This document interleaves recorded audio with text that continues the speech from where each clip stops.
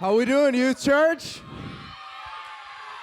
Awesome. Isn't Carter so good at that? Pastor Michael Carter. I love that guy. He does an awesome job every week. Well, hey, if we haven't had the privilege to meet, my name is Michael Hart, and I'm one of the interns here at Youth Church.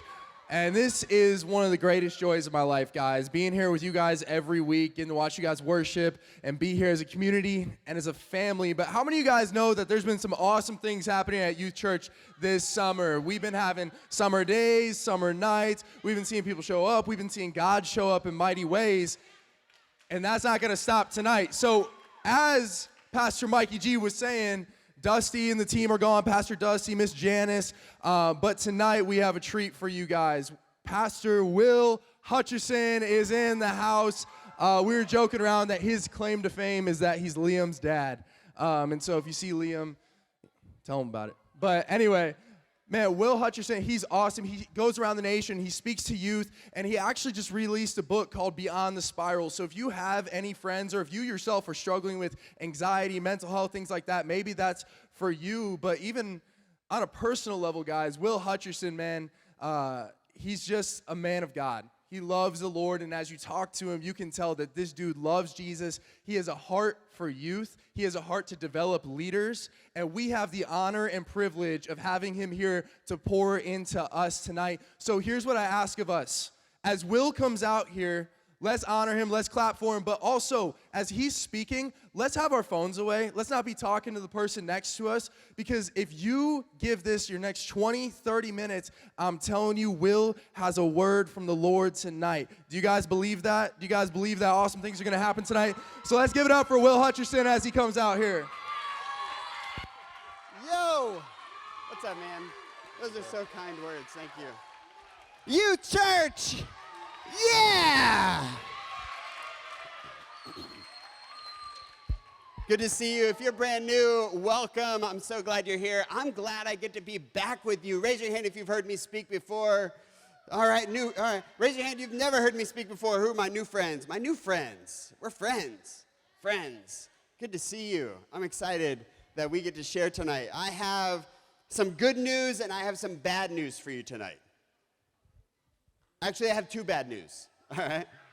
You want the good news or the bad news first? Bad news first. Why does everyone always want the bad news first? I don't know. Well, let me, before I give you the bad news, let me first say this. I want to give you good news, and then I'll give you bad news, and good news again, all right? So here's the good news. You have an amazing church. Do you know that? You really do. Like, I really mean that. Like, Pastor Dusty, Pastor Mike, like, the team here, they're incredible people. I travel, I speak in a lot of churches, like Michael was saying. I get to see a lot of people, and there's some people that I meet in churches, I just don't like them. But you know what? I like these people. I like First Assembly. I like you. If this is recorded, by the way, people are going to watch this and be like, what, you didn't like me? Like, you know, in wherever I was? No. This is an amazing church. I really do mean it. You have great youth pastors. All kidding aside, you have great youth pastors. You have a great leadership team. Pastor Russ, Pastor Carey, they're just amazing, authentic people. So if you don't know these people, if you're brand new and you're like, I don't know what you're talking about, this is church, I didn't even know how I got here, that's okay. I just want you to know you're in a good spot. This is a great church. It's a great place to be. And for those of you who are plugged in, I'm glad you're here. Little known fact, by the way. When I was in high school, I didn't grow up in church, but the very first time that I heard the gospel was actually in this room over there in that back corner. And I came to church because I wanted to meet a girl. And then I met Jesus. Like, I heard about Jesus, and I'm like, whoa. And here's the thing. So if you're not sure about faith, if you're like, I don't even know, I just came here to meet a girl or to meet a guy or because my friend told me to. Listen, if that's you, here's what I want you to know for tonight, all right? You might be wondering if God's real. You might be wondering. And I promise you, if you just take a step like I did on that night, and I just simply asked and I said, God, if you're real, I want to know you. God, if this is for real, if all these crazy people are legit, that you changed their life and you really are real. And there's something about this, following Jesus, that God show me. And here's what I promise you. If you seek him, you'll find him. If you keep coming back, you keep listening and hearing God's word, you're going to find that there is a God who handcrafted you. He made you, and guess what else? He has a purpose for your life. So that's really good news. All right, so that's the good news. All right, you want bad news? All right, here's the bad news. The bad news is this is your last week of summer. Oh. For most of you. All right, so that's really bad news, all right? But here's some more bad news. Bad news is the world's got problems, all right? Lots of problems. And you're about to step back into some problems. Come on, somebody, you know what I'm talking about. You're like, how many of you remember that teacher that's a problem? Yeah? Yeah, you know what I'm talking about. Or there's some people that you're not looking forward to seeing in a week. There's some problems, right? So that's all bad news. But here's the good news. No, let me say this. Yeah, I'm going to say the good news. Here's the good news. The good news is, even though summer's ending, and even though the world's got problems, and school's got problems, and your community's got problems, and the world around you, your family got problems, everybody's got problems, right? Even though all that's true, there is always hope. And you want to know what? You have a God who has a solution to all these problems. He has a plan to help solve and alleviate problems. Not to make it perfect, but to just change it a little bit better so that hope can rise. And you want to know what that plan is? You. You're that plan. You, the church, those who follow Jesus, you are God's plan to helping the world's problems. That's kind of crazy, isn't it? It's you. It's your love. It's your care. It's you choosing to do something different about the world around you. Let's take a little test, all right? Raise your hand if these problems bother you, all right? Raise your hand if poverty bothers you, like people don't have enough. Poverty bothers you. Does that bother you? Raise your hand if it bothers you. All right. Put your hand down. Raise your hand if it bothers you when other people are bullied. Does that bother you? All right. Yeah. Right. Put your hand down. Raise your hand if it bothers you that there are children dying in the world without clean water and without food. Raise your hand if that bothers you. I think that should bother all of us, right?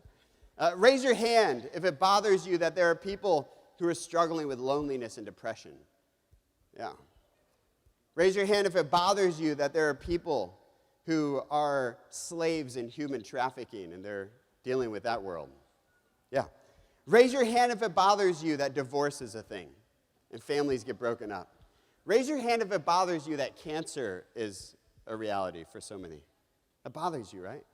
And here's what the problem with our problems is that sometimes we look at the world and we look at all the broken things and we feel powerless, don't we?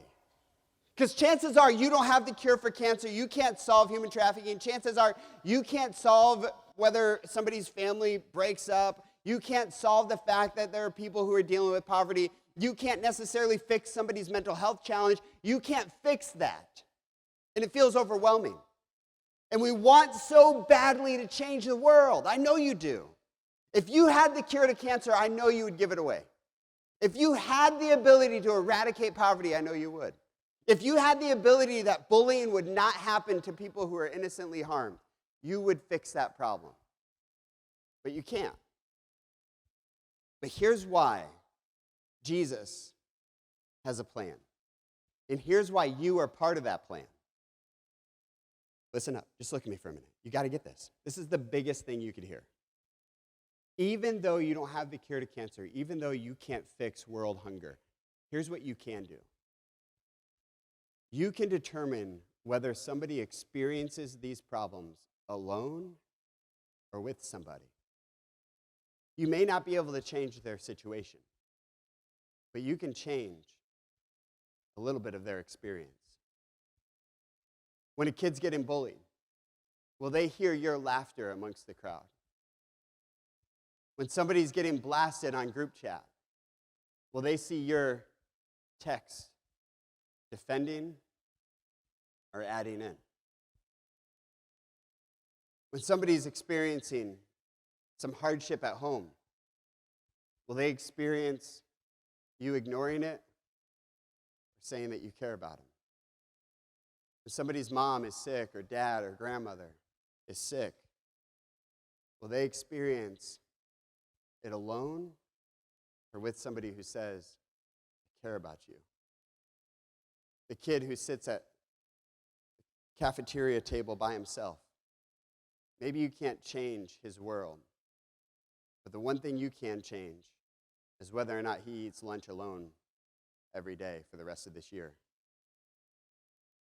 You can't change the whole world, but what you can do is influence a small part that you have around you.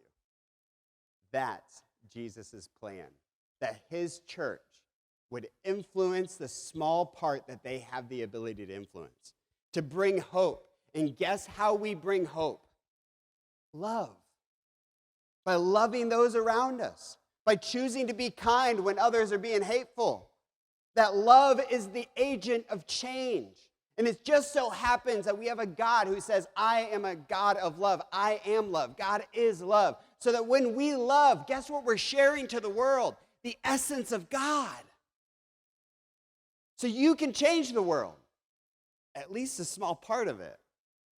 But you have to be willing to love, and love different than everyone else around you. Big thing I want you to remember tonight is that in order to make a difference, we have to be different. In order to make a difference, we have to be different. How many of you want to make a difference in this world? If you could solve these problems, you would. How many of you would? How many of you know that there's a plan and a purpose on your life? Well, that plan starts today. Some of you might be called to ministry. Maybe you feel called to be a doctor or somebody who helps people to heal. Guess what? You may not have the credentials to do surgery, but you can start caring for people today. You may be called to be a pastor tomorrow, then start pastoring your school today. You might be called to be a missionary tomorrow, then start being a missionary to your football team or your soccer team. That whatever it is in your heart for tomorrow, start to live it today, because today matters. And God can use that. But we have to think differently, and we have to allow God to help us to be different. In order to make a difference, we have to be different. So are you willing to be different? Are you willing to love people who are different from you? Because isn't it true, by the way? This is real talk, all right? Real talk. Some people are hard to love. Come on, somebody. You know what I'm talking about? Like, they smell weird, you know? They act weird. They look weird, you know? They're just different. You know what I'm talking about? Like, you guys know, am I the only one? Am I the only one? Like, I sound judgmental. You guys are like, oh my goodness, pastor. Like, how dare you think of people that way? No, I'm not saying you're weird. I'm just saying some people are weird, you know? Like, I don't like everybody, right? Like, do you like everybody? Raise your hand if you like everybody you've ever met. Okay, no one. All right, good. Yeah, so some people are hard to love. Let me give you an example of this. Where's Chrissy at? Chrissy, where are you at? I need your help. Come here. Chrissy, come here for a minute. All right, Chrissy, I need your help because I don't know if we're getting this. I don't know if they're really, come over here. I don't know if they're really listening to me. Is it hard to love some people? Yes. Yes, yeah. Okay, the people who are different from you are hard to love, right? Yes. Yeah. Okay, so people who look different from you, act different from you, smell different from you, like, are those hard people to love? Yes. Yeah, okay, I thought so, okay. So it's kind of like this, Chrissy. I wanted to give you kind of an illustration. It's kind of like, Michael, come here. It's kind of like people can be like a fish. You know what I'm talking about? All right, this is a real, come here. Chrissy, can you smell it? Can you smell this? Smell that. What is that? What is that? Fish. That's a fish. Is that rubber? No. No, that's a real fish. That's straight up real fish. He looks like a little happy guy, right? Look at him. Say, hi, Chrissy. All right. He's a happy guy. And Chrissy, I want, like, this fish, all right? This fish is like some people you've met, right? Yes. Yeah. There's some fishy people. And wouldn't you say, when you look at this guy, like, do you want to hang out with him? No. Do you want to sit at lunch with him? No. No. Do you want to invite him into your group chat? No. No. Do you want to invite him to youth church? Yes. You do? Okay, so you're like, all right, let all the fish come here. Okay, I get you. All right. I see you. But you don't want to hang out with him. So it's like, he'll come to youth church, but you're like, don't make eye contact and do not sit with me, right? Is that kind of how it goes? Okay, come here, Chrissy, come here. But here's the problem. Here's the problem. God calls his disciples to love even the fish, right? Like, Jesus calls us to love the fish. How many of you agree with that? Like, love people different from you. Some of you aren't convinced. That's okay. All right. Jesus says to love people who are different from you. And I'll prove it to you in a minute. But that's the point. And how do we know this? Because he did this, right? Because he did it. Like, Jesus constantly loved people who are different from us. People who smelled different, looked different, acted different, swam different, had that stupid look on their face. Like, this guy, look at him. Look at that. Like, he's just like, all right. But here's the thing. Jesus is calling you to love them. So, Chrissy, I have a question for you. Will you kiss the fish?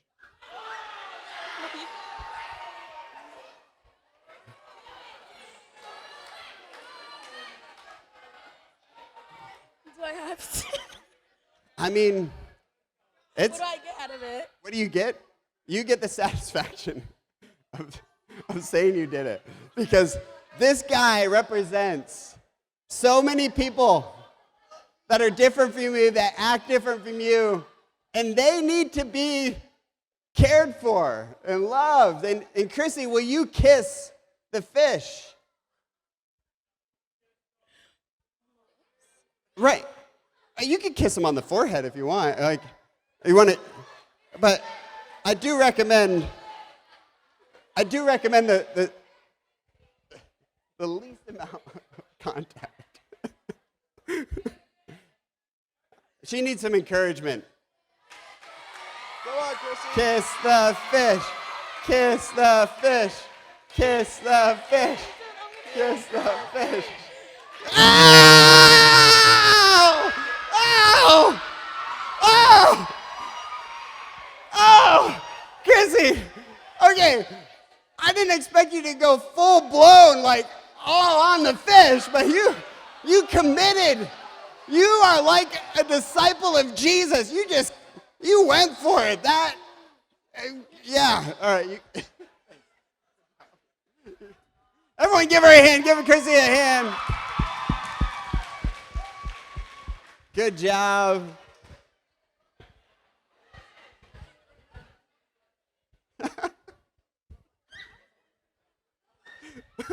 How many of you would have done it without hesitation? Yeah.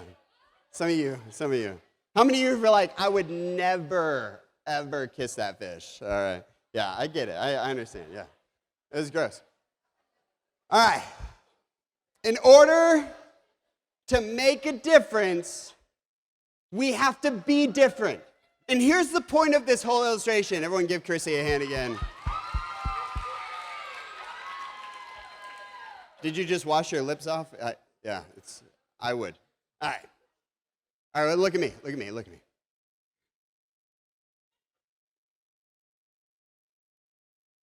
We like to talk about love. I love everybody.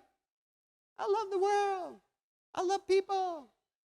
Jesus for life. But the problem is that when we talk about the kind of love that Jesus is calling us to live out, love is an action. In other words, it's not enough to just say, oh, hi, little fish. Pray for you, weirdo, stinky. It's not enough to do that. Jesus isn't calling us to just influence the world with our arm held out. He's asking us to love with action, to care for people. You can't love at a distance. It's got to be proximity. Here, let me make it really practical. You can't influence those you refuse to associate with. You want to influence the world. You want your school to know Jesus. You want the world to be different. Maybe, like I said, you can't solve world hunger. Maybe you can't cure cancer. Maybe you can't do any of that. And the world seems really, really big. You don't have to change the world. You just got to love the small part that you influence. So what does that look like for you? What does it look like to truly love and to kiss the fish? To influence those that maybe you would have otherwise refused to associate with. Why? Because this is exactly what Jesus did. If you have a Bible, you can open up to Luke chapter 5, but I'm going to read it here off the screen. Luke chapter 5, we see that Jesus interacts with a guy that he should have never, according to culture, been hanging out with. Luke chapter 5, verse 27. After this, Jesus went out and he saw a tax collector by the name of Levi sitting at his tax booth. "Follow me," Jesus said to him. And Levi got up and left everything and followed him. Now, you read this. And in modern day America, we miss every bit of context of why this is so mind-blowing. Jesus, the Son of God, Holy One, never sinned, Jesus, God in a bod, Jesus, walks up to Levi and talks to him.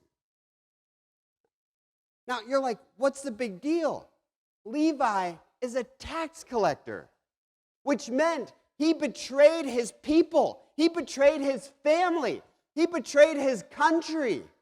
Being a tax collector meant that he was partnering with a foreign government. It would be like treason in America. An oppressive government that takes over, and Levi's working for the bad guys. And you know what he's doing? He's ripping off his family. He's ripping off his people. They come to the tax collector booth. The tax is like $1. He says, "Give me 2." He pockets the other one. That's what tax collectors did. So in Jesus' time, there were kind of like two bad people. There were tax collectors and sinners. Tax collectors had their own category of bad. There was sinners and then there's tax collectors. Like, that's really, really bad. Bottom of the barrel bad. And Jesus, the Son of God, walks up to Levi while he's sitting at a booth. And he looks at him. Now imagine what Levi's thinking, all right? So Levi is sitting at his tax collector booth, getting ready to rip off, the next person, doing his thing, counting his coins, right? And all of a sudden he hears this noise. There's this ruckus happening. Ruckus. Who says ruckus anymore? And all of a sudden this crowd turns the corner and he sees that Jesus, he had heard about him. He had heard about this guy who claimed and seemed to be from God. He'd heard about him. He heard that he was healing people, healing blind eyes and people who couldn't hear. Like Jesus was walking by and towards, rather, Levi. So Levi, knowing that he's the scum of the earth, at least according to his culture, sitting behind his tax collector booth. And you know what he's thinking? He's probably thinking, I really hope Jesus doesn't look at me. You ever felt that way? Where you're just like, I really hope that person didn't see me in the grocery store. And so he's looking away. He's looking out at the corner of his eye. And all of a sudden he sees Jesus looking at him. Uh-oh. Jesus is still looking at me. Oh no, he's walking up. And Levi, at this point, is imagining and expecting Jesus to do what every other religious leader has ever done to Levi. Shame him, spit at him, and judge him. Because that's what Levi deserved according to their culture. And every other religious leader treated Levi the exact same way. They either ignored him or they shamed him. So Levi, at this point, is thinking, here we go. Jesus, the one apparently from God, is going to come up here, and he's going to give it to me. And they make eye contact, and Jesus walks up to Levi, and he says, come follow me. This was not what Levi was expecting. Levi was blown away by this invitation. And he had no idea what was happening, so he did. Something shifted in Levi because for the first time he was treated with kindness. Isn't it interesting, by the way, that it's God's kindness that led Levi to repentance, not his judgment? Sometimes, as Christians, we want to tell everyone else, all of our friends, what's wrong with them. We want to judge them. But it was Jesus' kindness that ultimately led Levi to repentance, not his judgment. It was his kindness. Like maybe our friends don't need to tell us what's wrong, per se. But maybe they just need a little bit more kindness from us. A little bit more of an invitation. So they start walking. Levi goes, well, where are we going? Jesus says, I thought we'd go to your house. Call your friends. Let's have a party. Okay, hold on, time out. Jesus threw parties? Yeah. Not like the kind of parties that sometimes people like to throw. But Jesus threw some parties. Kind of like the EP parties that you guys throw. Like you're going to be throwing in a couple weeks, you know what I'm talking about? Like that kind of party. But Jesus said, hey, invite your friends. Who hangs out with tax collector Levi? Other tax collectors. Ain't no Christians, religious people hanging out with Levi. They were sinners and tax collectors. And Jesus says, bring them on over. So they start hanging out. They have a party. And I want you to just imagine this, okay? If this was modern day, this would be all over the headlines. It would be like scandal in the Holy Land. Jesus is at Levi's house. Sinner hanging out with the Son of God. And Jesus is sitting there eating grapes, having a good time. Probably not drinking the wine. Just kidding. I have no idea. Jesus never sinned. So I'm not saying that Jesus is at a party sinning. I'm saying Jesus is at a party with a bunch of sinners who are likely doing what? Sinning. Okay, listen to me. All right, this is the last one thing I'll say about the whole your world and your people. You should expect your lost friends to act like lost friends. And if you're not sure what that language means, I mean, you should expect your friends who don't follow Jesus to act like people who don't follow Jesus. Right? Their sin shouldn't offend you, but nor should it draw you into it. Jesus was perfectly comfortable being in the environment, not divulging in their sin. But even if they weren't sinning in the moment, you know they were thinking sinful thoughts, right? And Jesus knows their thoughts. Like imagine this, Jesus is sitting back, he's eating grapes, and he can see it. You know, he sees the clown over here talking about how he ripped some guy off, F-bombs throughout his whole story, you know. There's a girl over here in the corner, she's looking across the room at that other girl with the hemp rope, being like, Look at her coming in here, acting like that. Calls her a choice garden tool.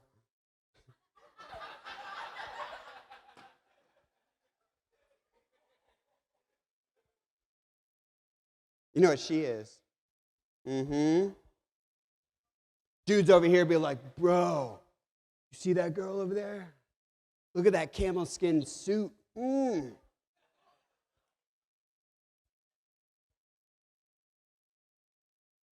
Another guy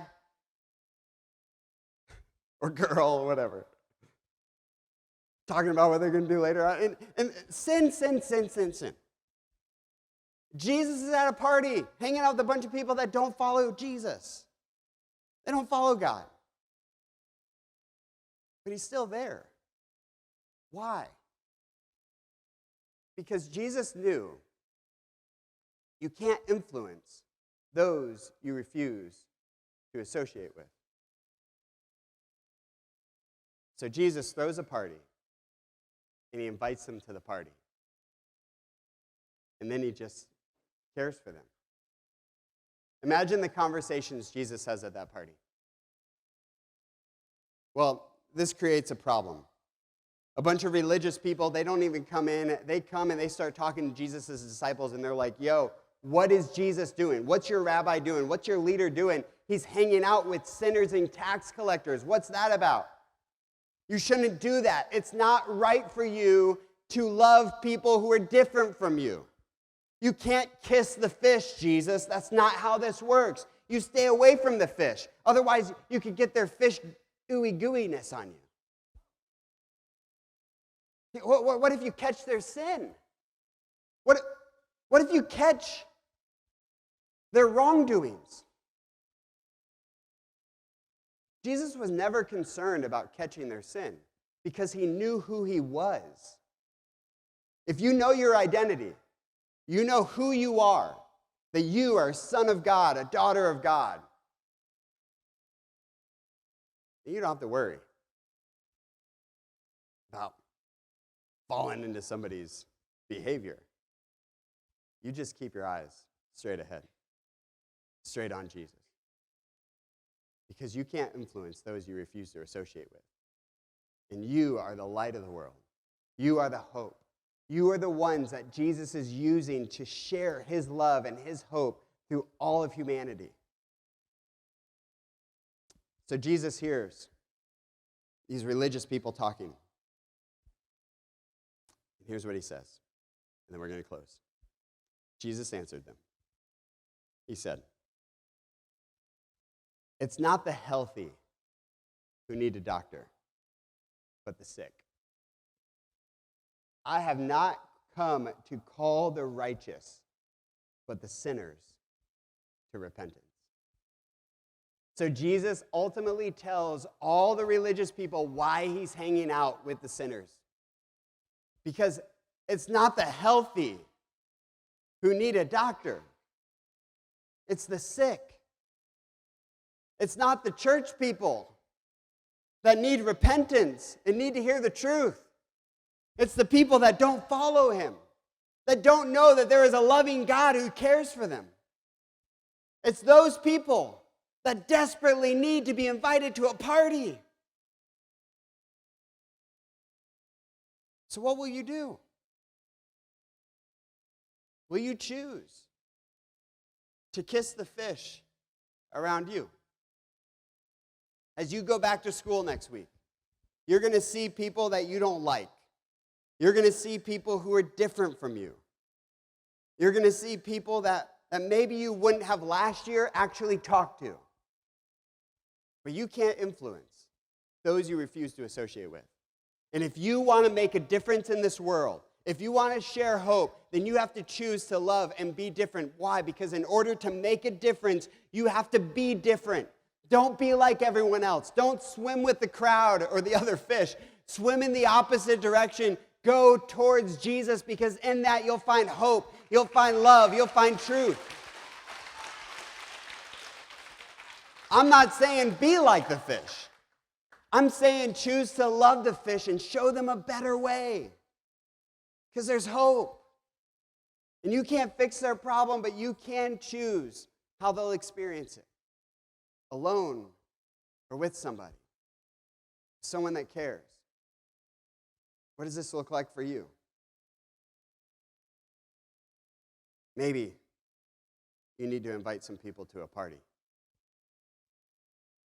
Maybe you need to sit down with somebody who's by themselves at the lunch table. Maybe you need to invite somebody who's a new kid to hang out with you and your friends. Maybe you need to invite somebody to the beach day next week. Maybe you need to invite somebody in your group chat. You know, the weird one.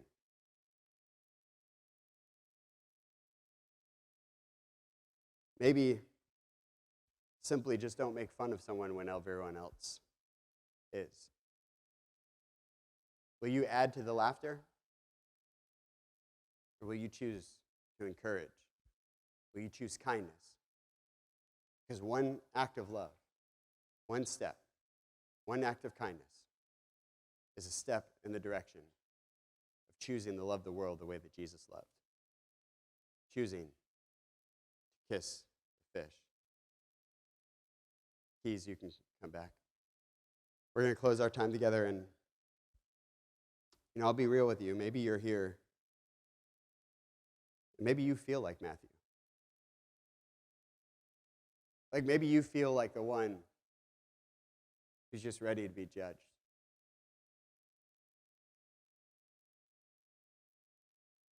Maybe you feel like you're not worthy for God to see you. Maybe you believe that God doesn't see you.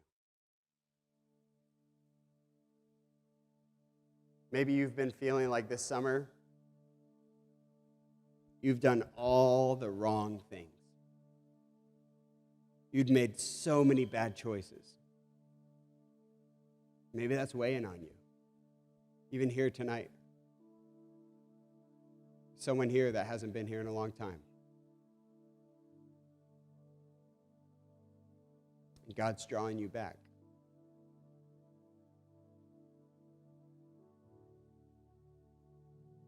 And maybe there's some mistakes that you're feeling. Maybe you feel shame. When you think about praying, you're afraid to pray because you're afraid that God is going to shame you, judge you, curse you.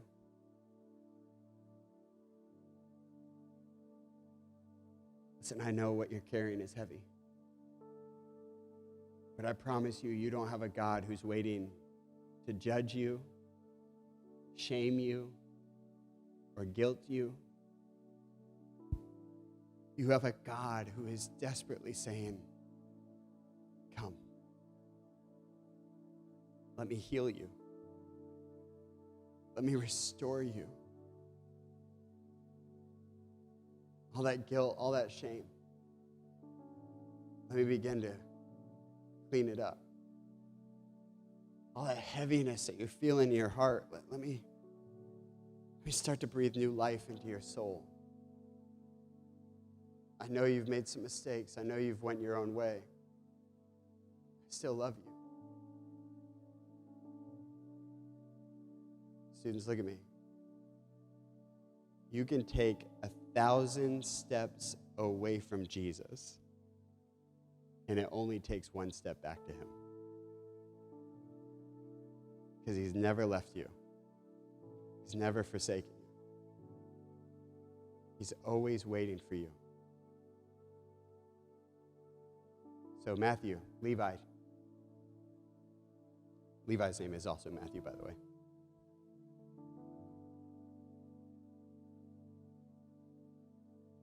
Will you turn back to Jesus? Or maybe you're here and you've never taken that step. Will you give him a shot? Maybe you are like me when I was sitting in that back corner as a senior in high school, junior in high school. I just had this moment where I thought, God, if you're real, I want to know you.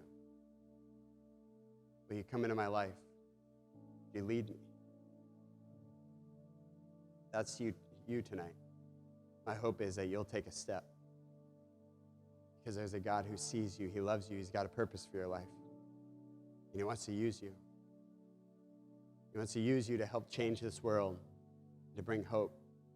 But first, he wants to bring hope to your soul. So will you let him? Will you let him? All across this room, would you stand with me?